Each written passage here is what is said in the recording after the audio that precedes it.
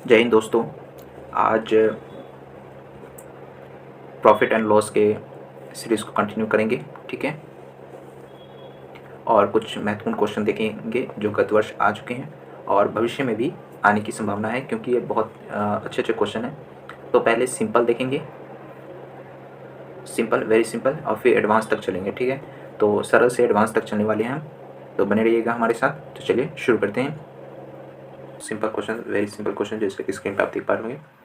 किसी वस्तु का लागत मूल्य यानी कॉस्ट प्राइस और विक्रय मूल्य यानी सेलिंग प्राइस का रेशियो दे रखा है 216 306, ठीक है।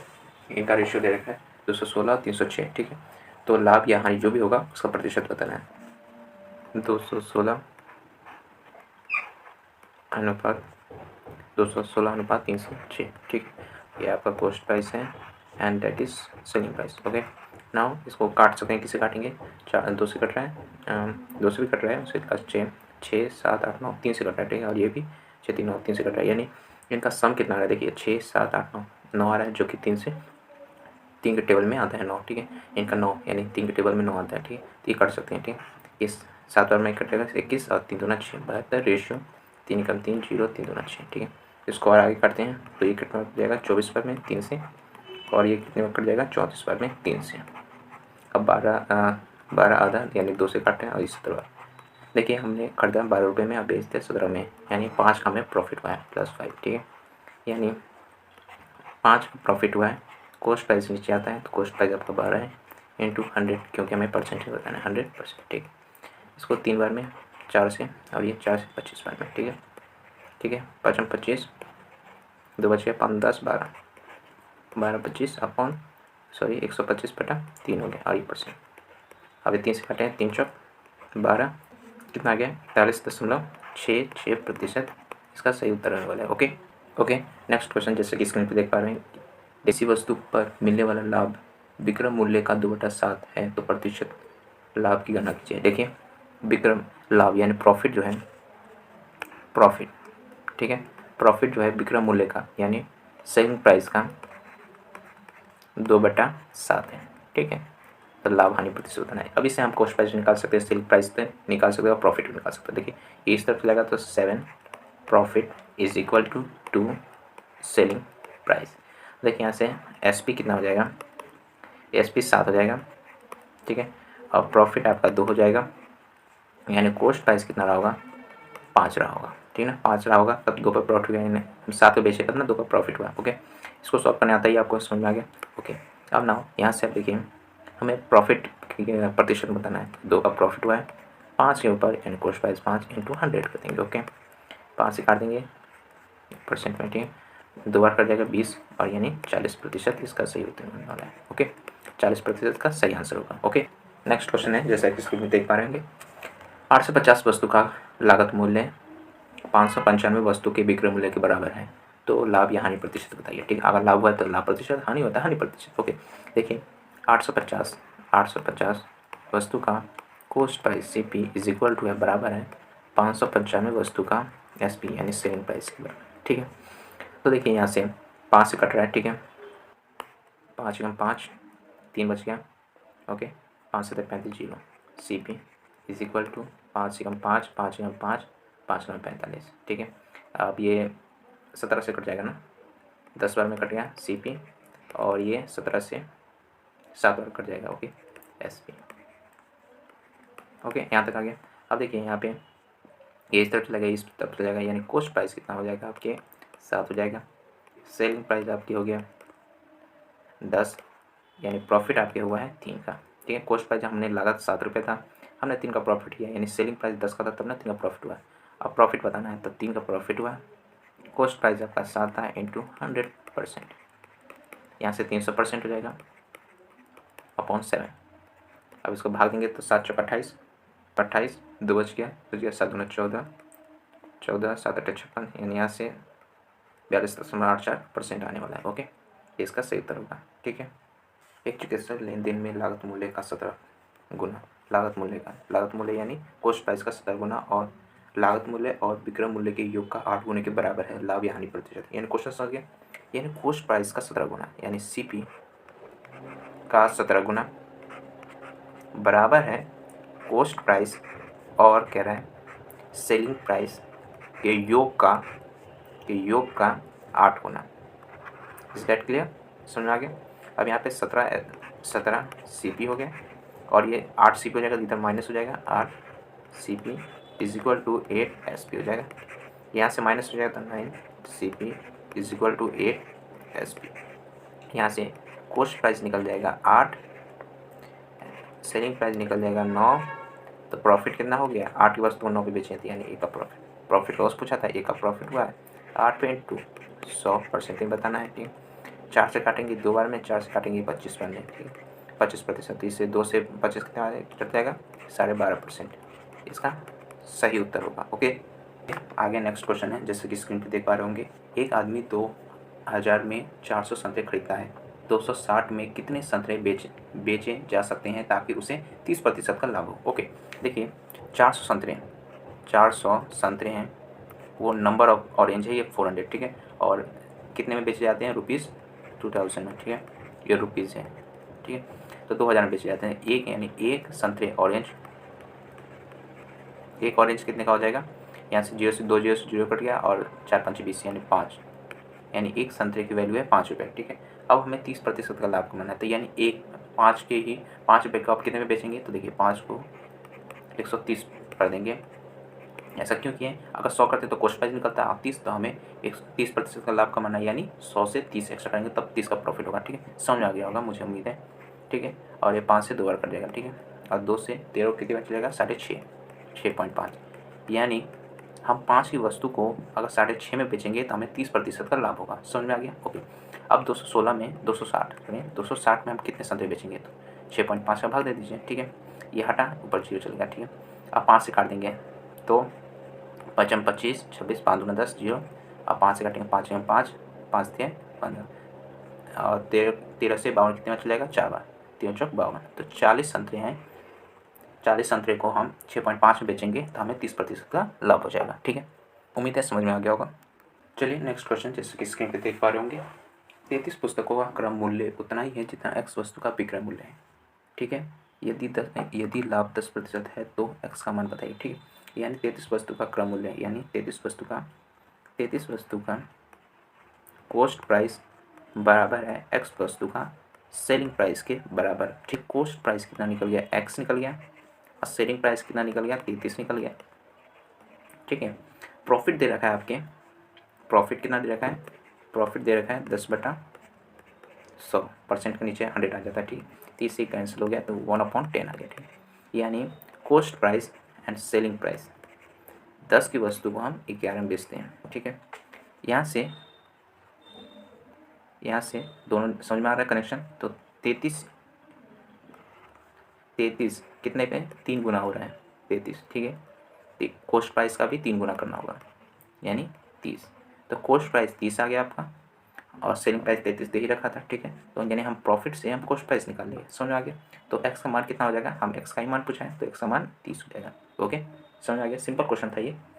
एक कुर्सी को 785 में खरीदा गया और उसे 22% के लाभ पे बेच दिया गया। कुर्सी का विक्रय मूल्य की गणना कीजिए। बहुत सिंपल है, यानी 785 में खरीदा गया, ठीक है, यानी और उसे 22% के लाभ पे बेच दिया गया, यानी अपने आप में ये 100% की वैल्यू होगी, यानी कॉस्ट प्राइस अपने आप में 100% की वैल्यू होती है।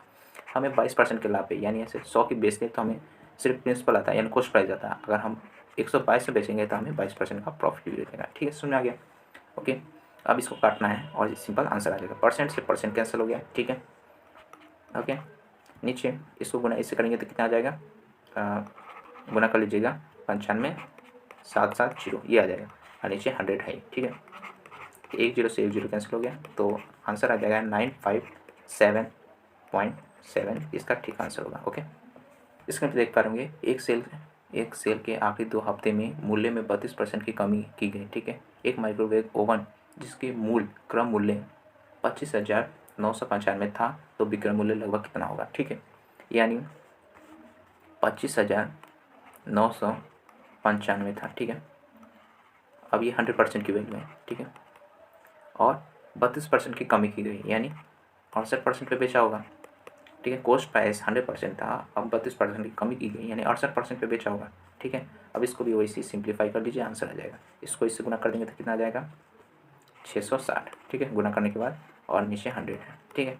परसेंट कैंसिल हो जाएगा, ठीक है, ये इससे 0 कैंसिल, तो आंसर सिंपल आ जाएगा 1767.6 इसका ठीक आंसर होगा। मल्टीप्लाई आप भी कर सकते हैं, यहाँ मेथड समझना इंपॉर्टेंट है। ओके, चलिए आगे बढ़ते हैं। एक व्यक्ति 80 केजी चावल खरीदता है और 30 केजी के लिए भुगतान के बराबर लाभ बेचता है, ठीक है। उसके लाभ प्रतिशत बताइए, ठीक है। उसका कॉस्ट प्राइस यानी सीपी कितना है, 80 केजी है, 80 केजी खरीदता है, ठीक है। और सेलिंग प्राइस यानी 80 खरीदा है तो 80 पेज में खरीदेगा, 80 सेलिंग प्राइस है केजी में, ठीक है। प्रॉफिट कह रहा है कितना, 30 केजी के बराबर उसे लाभ मिलता है। सिंपल में आ गया, माना 1 केजी बराबर 1 रुपये है, ठीक है, 1 रुपीज़ है, ठीक है। तो देखिए उसका प्रॉफिट कितना हुआ, 30 का प्रॉफिट हुआ, केजी को 1 रुपये के बराबर ले लिया, ठीक है। कॉस्ट प्राइस कितना है, 80 है, ठीक है, इंटू 100% में बताना है, सिंपल। ओके, तो इससे ये कैंसिल हो जाएगा, ठीक है।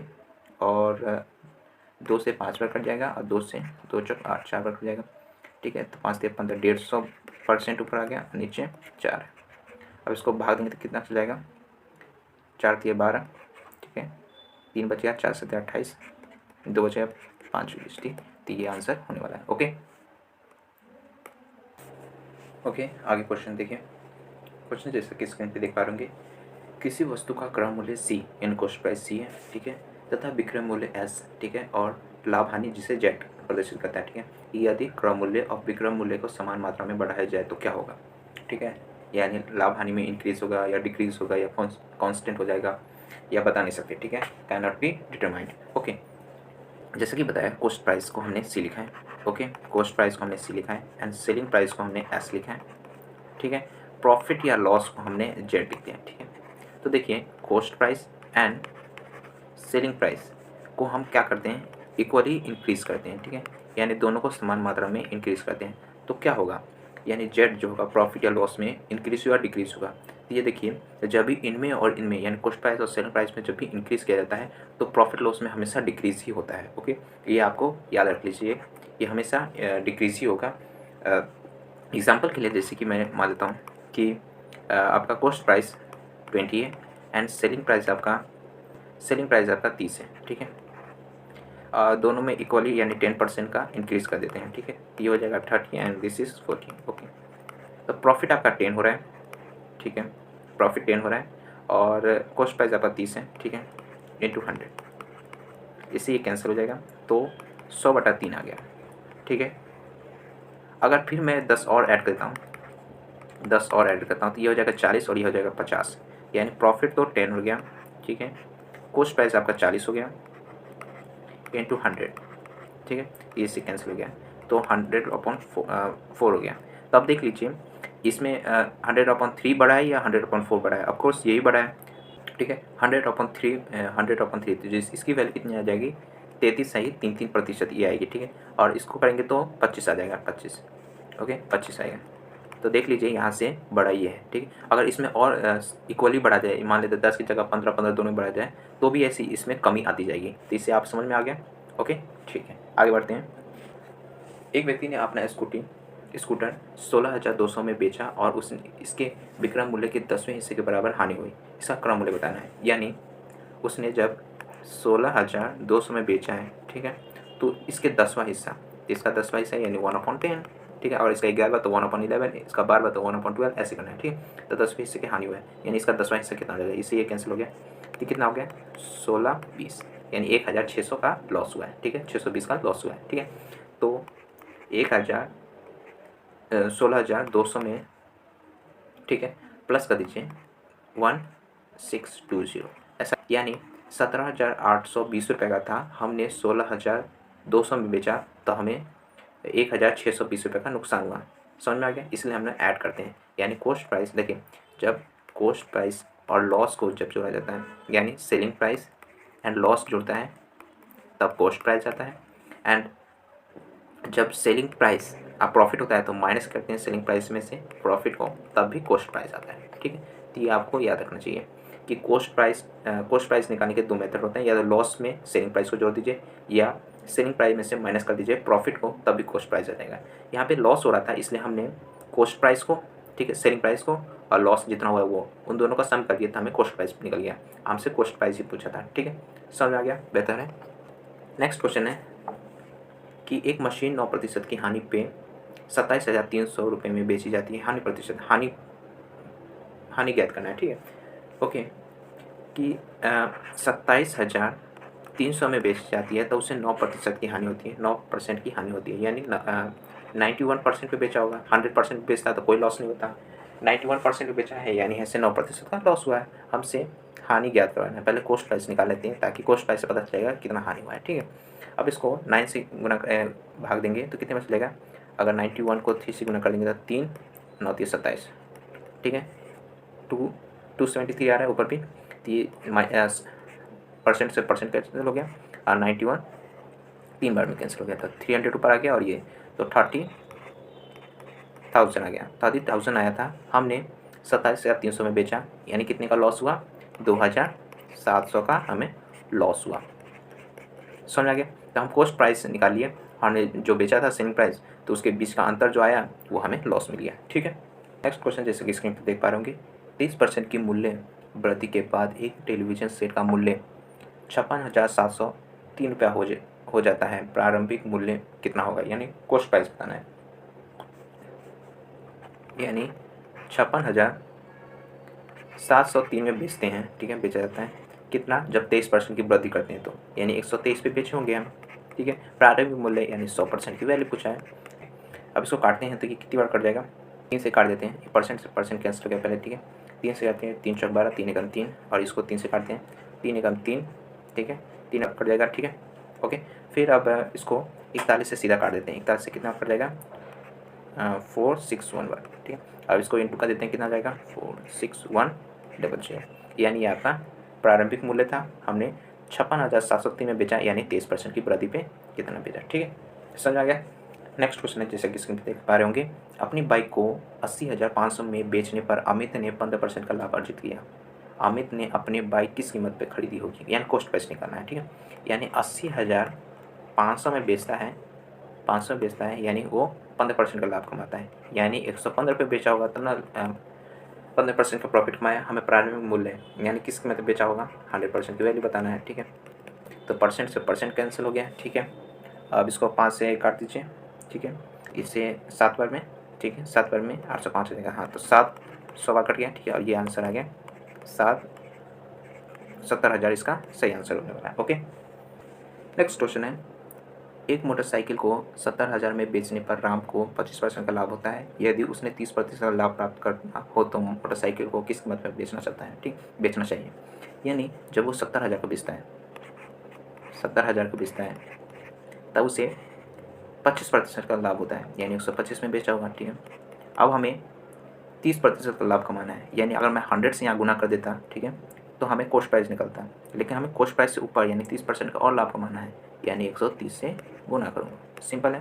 अब देखिए यहाँ से इसको काटेंगे तो 5 से कितना, 5 दूना 10, ठीक है, 55 25, परसेंट से भी कैंसिल हो गया, परसेंट भी कैंसिल हो गया। ओके, और 5 दूना 10, 30 पे 5 6 30, और 5 से 55 25, और ये कितनी बार कट जाएगा, ये 14 बार में। ठीक है, तो इसे और काट दीजिए तो कितनी बार चलेगा, 5 दूना 10, 5 40, डबल 0 इंटू 26 बच गया।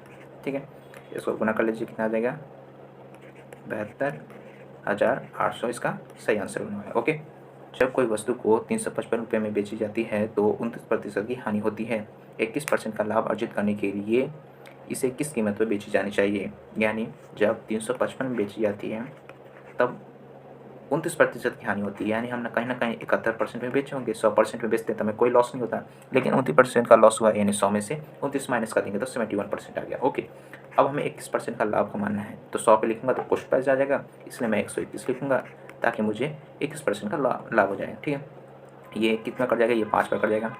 ठीक है, इसे 5 से गुना करेंगे तो 5, 5 से 35। ठीक है, तो ये कट गया, और परसेंट कैंसिल हो जाएगा इससे। ठीक है, 5 से गुना 5, 5 5 60, यानी 605 इसका सही आंसर होने वाला है। ओके, इस तरह के क्वेश्चन बहुत सारे हैं, तो उम्मीद है कि इस तरह के टाइप आप समझ में आ गया होगा। इस प्रकार के क्वेश्चन काफ़ी आते हैं। ठीक है, चलिए आगे बढ़ते हैं। किसी सब्जी विक्रेता ने 1 kg आलू 25 में बेचा और 25% का लाभ अर्जित किया। शाम को उसने केवल 10% के लाभ पे आलू बेचा शुरू कर दिया, ठीक है, बेचना शुरू कर दिया। शाम को उसने आलू को किस कीमत प्रति केजी बेचा, ठीक है। देखिए पहले हम इसे कॉस्ट प्राइस में निकालेंगे, ठीक है, सीपी निकालेंगे। ओके, तो देखिए 1 केजी आलू बेचता है 25 रुपये में, यानी 25 जो है ये आपका SPI है, सेलिंग प्राइस है, ठीक है, 1 केजी का, ठीक है। और जब इतना पे बेचता है तो उसको 25% का लाभ होता है, यानी 25 जो है ये 100% की नहीं 125% की वैल्यू है, क्योंकि 100 पे बेचता तो हमें कोई प्रॉफिट नहीं होता, ठीक है। हम 25 एक्स्ट्रा यानी 125 में बेच रहे हैं, यानी 25% का लाभ हो रहा है, ठीक है। तो हम 100 से गुना करते हैं ताकि हमसे पहले कॉस्ट प्राइस निकाल लो, ठीक है। 25 से काटेंगे, 25 25 125, 25 चौके 100, परसेंट भी कैंसिल हो गया, ठीक है। अब 5 से काटेंगे 5 25, ठीक है, यानी हम 20 रुपये का बेच रहे हैं। 20 रुपये का कॉस्ट प्राइस था, CP था, हमने 25 में बेचा, इसलिए हमें 25% का लाभ हुआ। अब शाम को हम 10% के लाभ पे ही बेचे हैं, ठीक है, यानी 20 का 10% का लाभ, यानी 110 पे बेचे होंगे, ठीक है। अगर 100 से गुना करता तो हमें कॉस्ट प्राइस निकलता, हमें 10% का लाभ कमाना है, यानी 110 में बेच रहे हैं, ठीक है। इससे ये 0 कैंसिल और इससे ये 0 कैंसिल, गुना कर देंगे तो 22। हम 25% का लाभ पे बेच रहे थे, ठीक है, तो 25 रुपये का प्रॉफिट हो रहा था। अब हम 10% के लाभ पे बेच रहे हैं तो 22 रुपये में बेच पा रहे हैं, ठीक है। ये सेलिंग प्राइस बाद में, ठीक है, 10% के लाभ, यानी ऐसे अगर हम 25% के लाभ पे बेचेंगे तो हमें 5 रुपये का फ़ायदा होगा, अगर हम 10% के लाभ पे बेचेंगे तो सिर्फ 2 रुपये का फ़ायदा होगा, ठीक है। कॉस्ट प्राइस आपका 20 होगा। उम्मीद है समझ गए होंगे। नेक्स्ट क्वेश्चन है, एक विक्रेता कोई बाइक को 2500 में यानी 2500 में बेचने पर 20% की हानि उठाता है। वह बाइक को कितने मूल्य पर बेचता है कि ताकि उसे 30% की हानि होती, ठीक है। यानी वह 25% पे बेचता है, 2500 पे बेचता है, 2500 पे बेचता है तो 20% की हानि उठाती है, यानी 80% पे बेचता। अगर 100% पे बेचता तो हमें कोई प्रॉफिट या लॉस नहीं होता, चूँकि उसने 80% पे बेचा है इसलिए 20% की हानि उठाया है, ठीक है। अब हमें 30% की हानि और उठाना है, ठीक है। पहले हम कॉस्ट प्राइस निकाल लेते हैं या फिर मैं आपको सीधा 70%, देखिए अगर 100 से गुणा कर देते हैं तो हमसे कुछ नहीं निकलता है, यानी सिर्फ कॉस्ट प्राइस निकल जाता है। अगर यहाँ 100 से ऊपर जाते हैं तो हमें प्रॉफिट होता है, क्योंकि यहाँ पे 30% का हमें लॉस कमाना है, यानी 100 से नीचे आना होगा। कितना नीचे आना होगा? 70 पे। क्यों? क्योंकि हमें 30% का लॉस कमाना है, ठीक है। लॉस कमाना ही जाता हो जाता है, ठीक है। परसेंट से ही परसेंट कैंसिल हो गया, ठीक है। ये 0 से ये 0 कैंसिल हो गया। 7 से गुना कर दें, 8 से भाग दीजिए, फिर हो जाएगा इसका सही आंसर, ठीक है। तो जो 2187.5 इसका सही आंसर हो जाएगा। ओके, एक और बेहतरीन क्वेश्चन स्क्रीन पे देख पा रहे होंगे। कोई वस्तु 640 रुपये में बेचकर किसी व्यक्ति को वस्तु के विक्रय मूल्य पर 15% की हानि होता है। यहाँ पे नोट करने वाली बात यह है कि विक्रय मूल्य पर 15% की हानि होती है। आमतौर पर सारे क्वेश्चन आप कॉस्ट प्राइस पे 15% की हानि उठा रहे थे, ठीक है ना। यहाँ पे विक्रय मूल्य पर 15% की हानि होता है। वस्तु को क्रय मूल्य पर 15% का लाभ प्राप्त करने के लिए उसे वस्तु को किस कीमत पर बेचना चाहिए, ठीक है। और देखिए हमें सबसे पहले इसमें कॉस्ट प्राइस निकालना होगा, क्योंकि कॉस्ट प्राइस पे ही 15% का लाभ कमाना है। ओके, तो देखिए जब हम 640 में बेचते हैं, ये आपका SP है, यानी सेलिंग प्राइस है। हमें 15% का हानि होता है किस पे? विक्रय मूल्य पे, on selling price. Selling price पे हमें 15% का लॉस होता है, यानी 15/100। और ये 100 आमतौर पर कॉस्ट प्राइस होता है, लेकिन यहाँ पे सेलिंग प्राइस पे हमें लॉस हो रहा है, यानी ये सेलिंग प्राइस है, SP है। और लॉस कितना हो रहा है? 15 का लॉस हो रहा है, यानी SP कितना है आपका? 100 है इससे, ठीक है। और लॉस कितना हो रहा है? 15 हो रहा है। तो यहाँ से कॉस्ट प्राइस नहीं निकल जाएगा, कॉस्ट प्राइस 115 रहा होगा, 115 रहा होगा कॉस्ट प्राइस। हमने 100 में बेच दिया तभी ना 15 का लॉस हुआ, ठीक है। समझ में आ गया। यहाँ पे क्वेश्चन में कॉस्ट प्राइस 640 दे रखा है, हमने कॉस्ट प्राइस सेलिंग प्राइस 640 दे रखा है। हमारा जो सेलिंग प्राइस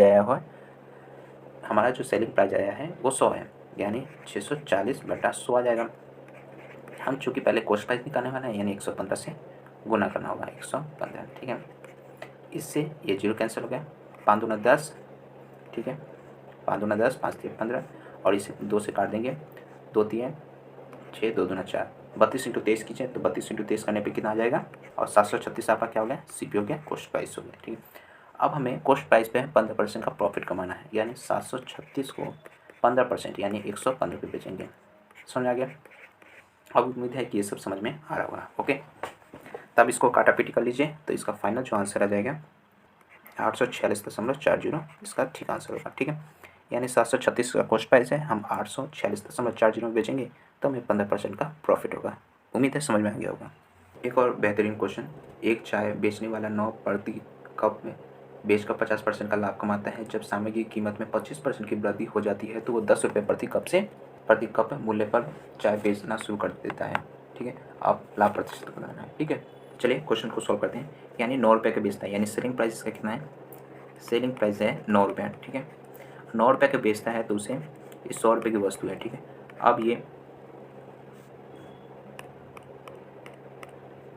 9 रुपये का, ठीक है, और ये 150 की बात हो रहा है। ठीक है, यानी 50% का लाभ कमाता है। 100 लिखता तो कुछ नहीं, प्रॉफिट ना लॉस होता है, तो हम 150 लिखें, यानी ये 50% इसमें ऐड है। ठीक है, 50% हमें कॉस्ट प्राइस निकालना है, यानी 100 से गुना करना। इससे ये कैंसिल हो गया, 5 दूना 10 और 5 दिए 15 और 3 दिए 9, यानी 6 रुपये। यानी कॉस्ट प्राइस कितना था इसका, कॉस्ट प्राइस आपका 6 था। तो प्रॉफिट कितना हो गया, 6 की वस्तु थी, हम 9 पे बेचे, यानी 3 का प्रॉफिट हो गया। ठीक है, अब जब देखिए कॉस्ट प्राइस में फिर क्या लिखा हुआ है, 25% का वृद्धि हो जाता है, किसमें, सामग्री में, तो यानी सामग्री में 25% का इंक्रीज हो जाता है इन कॉस्ट प्राइस। सीपी में 25% का वृद्धि हो जाता है, यानी सामग्री कितना का था, पहले 6 रुपये का,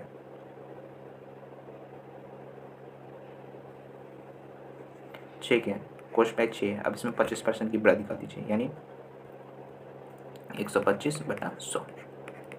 ओके, अब इसको काटेंगे, 25 25 125, 25 चौके 100, 2 दूना 4, 2 तिये 6, तो 5 से 15, 15/2, यानी कितना आ जाएगा, 7.5। अब नया कॉस्ट प्राइस आ गया आपका 7.5। ठीक है, नया कॉस्ट प्राइस 7.5 आ गया। ठीक है, अब कप, एक कप के 10 रुपये लेता है। ठीक है, यानी अब सेलिंग प्राइस कितना है, अब 10 रुपये है। ठीक है, तो अब प्रॉफिट कितना हो रहा है, अब प्रॉफिट हो रहा है 2.5 का। ठीक है, 2.5 का। ओके, तो अब इसका प्रॉफिट परसेंट बताना है, यानी 2.5 है, कॉस्ट प्राइस आपका 7.5 है, और 100 में यानी परसेंट में बताना है। ठीक है, पर ये पॉइंट से ये पॉइंट कैंसिल हो गया, 25 कम 25, 25 दिया 75 और 100/3 हो गया, यानी 33 सही, 1/3% इसका सही आंसर हो जाएगा। समझ में आ गया। ओके।